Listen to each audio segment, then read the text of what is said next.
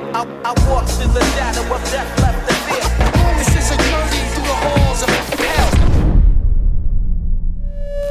Yes people, what is good? I am BA, back once again with another review to break up the reactions. This week I've decided to review American Psycho. Now American Psycho is a movie that I did see when it first came out, and at the time I remember thinking it was a good, crazy movie, but I found myself over the years, upon rewatches, appreciating it more and more, and becoming more and more surprised that it wasn't really that well received when it first came out. Then, for some reason, a few years ago on the internet, it sort of got a second cult resurgence, and it was so great to see it finally getting appreciated, and I feel like nowadays people are very well aware of the layers to it, its genius black comedy, etc.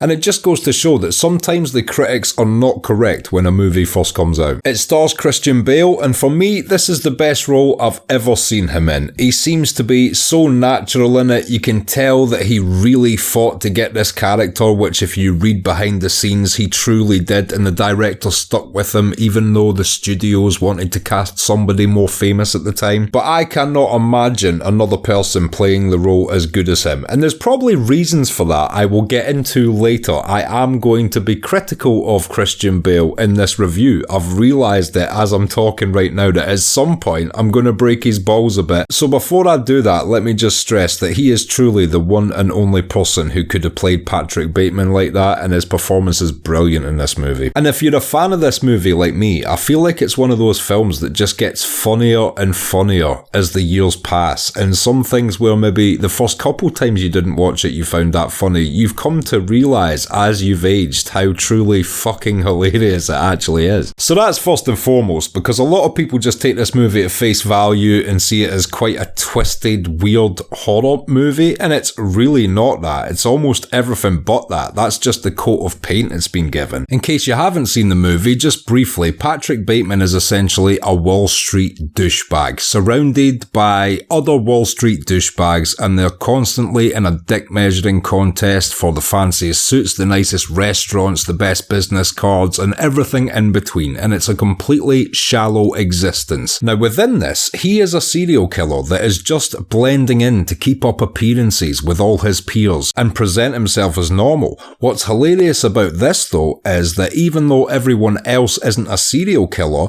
they are all just the exact same level of shallow, fake fraudulence, just keeping up appearances, narcissistic, self-obsessed, the exact sort of environment a serial killer could maneuver through without anybody looking at him twice, because they're all so fake and so concerned about them being special and only concerned about their own business. And that is where the true black comedy of this film comes in. Everyone else around this guy is such a shallow, voidless douche that even though he is a walking red flag, he is able to go around murdering people undetected because nobody seems to give a shit except one detective. And also, if the ending's anything to go by, it's heavily implied that some of, if not the majority, if not everything he did throughout the course of the film may have simply taken place in his own mind, and he may be even more pathetic and just a psychopath cowering behind his desk still in this Wall Street environment, envisioning these crazy acts rather than enacting them. And I'm not saying, if you're a psycho, you're a coward if you don't act on your impulses. I'm just saying that if you interpret the third act like that, his character becomes even more pathetic in a way, or sympathetic even. And when it comes to the best written comedy scenes of all time, like I can think of many great comedies and many great dialogue exchanges, but just, when you think that is a classic scene, there's only a couple that come to mind, and one of them is always the business card scene in this movie. If you do not laugh your ass off the first time you see that, you are missing the point of this film. It just perfectly illustrates the shallowness, the pointlessness of it all, and the fact that they're getting jealous over one another's business cards when the differences are so subtle that the average person wouldn't even be able to tell. And just getting to hear his inner monologue as he slowly deteriorates inside, as he is one-upped and then one-upped and then one-upped by the better business cards he's shown. I just think it's an absolute moment of genius. And even though I've never read the book, I hope that's exactly how it played out in the book as well. well, because my god, that shit is so funny. Okay, so let's get to it, the ball breaking. Why is this, in my opinion, the perfect role for Christian Bale? Because I honestly believe that this is probably the closest to what he is actually like in real life. I know a lot of people have a soft spot for him because he is willing to do ridiculous shit to his body to get a role, from thinning all the way down in The Machinist to bulking up for the Batman. But me personally, I actually don't think he's that good of an actor in quite a lot of things, and I know this sounds like a hot take, but it's my genuine opinion. Most people think the Dark Knight trilogy, for example, is classic. I do not like the Dark Knight trilogy for two unarguable points. First of all, Christopher Nolan has many great skills as a director, but he is unable to choreograph, film and edit a high-level action sequence. A martial art combat fight. There is not a single fight scene in any of the Dark Knight movies I ever think in my head like, that was an amazing action sequence, I want to rewatch that. I think that shit about The Raid and John Wick about 7 times a week. Sometimes me and my friends will be sitting in a room listening to music, and I'll just have action scenes from John Wick 3, 4, The Raid 2 on in the background as a visual, because they are so incredible and really inspiring if you're working on creative shit. Can't say the same for the Dark Knight trilogy, but the second reason I don't like it, and more importantly, is I think he really fucked up the Batman voice. I think he sounds like an angry toddler, and I think when you put the Pete Holmes impersonation of him next to him, it is impossible to never hear the Pete Holmes voice whenever you hear him ever again. Look, I'll edit that shit in right now. A hero can be anyone, even a man doing something as simple and reassuring as putting a coat around a young boy's shoulders. Where are the other drugs going? That's not bad. I just lost my voice. Can I just say that? Yeah, no, I swear to God. Swear to me! There. Now whenever you watch the Dark Knight trilogy, now all you're going to think about is Pete Holmes' angry toddler voice. You're welcome. And just for the record, I'm not the type of person that hates on actors, good or bad. I absolutely love Keanu Reeves, and he isn't exactly Daniel Day-Lewis. The real reason I tend to shit on Christian Bale is twofold again. The first one,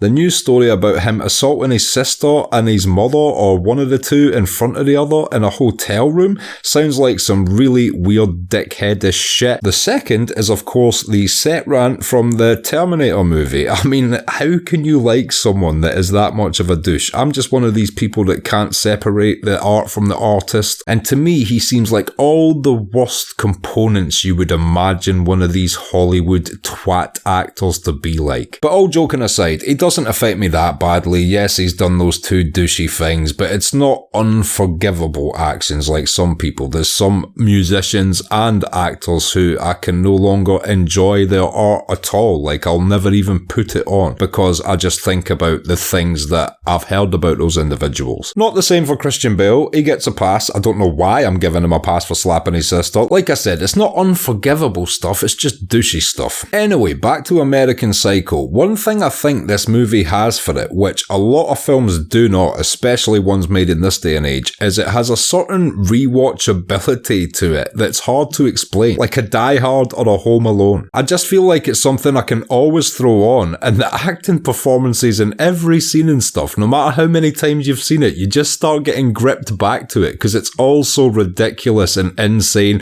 It's brilliantly directed as well. I don't know the name of the director, but she did a brilliant job. And the cinematography, the script, it's all so tight, well edited. I could not really find a flaw in it. I guess some people would criticise the ambiguous third act and there's some gratuitous scenes in it, but I feel like most people, unfortunately, still miss the true point of this movie when they watch it. They focus on him. They focus on his actions. They think, how crazy is he? They don't realise that he's a crazy man in an even crazier world, thus he is able to blend in seamlessly with everyone except Willem Dafoe's detective character. And if you've never thought about a movie like that before, trust me, put it back on, remember it's a comedy first, and pay attention to everyone other than him, and you will have the time of your life. And when it comes to rating it, it's actually a hard one to quantify because I probably wouldn't put it in my top 10, even though I would probably watch it more throughout my life than ones I rate higher than it. Does that mean something? That's a strange thing, right? I'm sure we all have films like that, where we probably don't rate them that highly, but for some reason in our life we will consume it more times than things that maybe are in our top 10. Strange how some art works like that, but that shows in and of itself that there's definitely something to this film, and although I've broken his balls a bit throughout this review, you know, Christian Bale deserved to get a lot of work off at the back of that, because like I said, nobody could have done the role like him.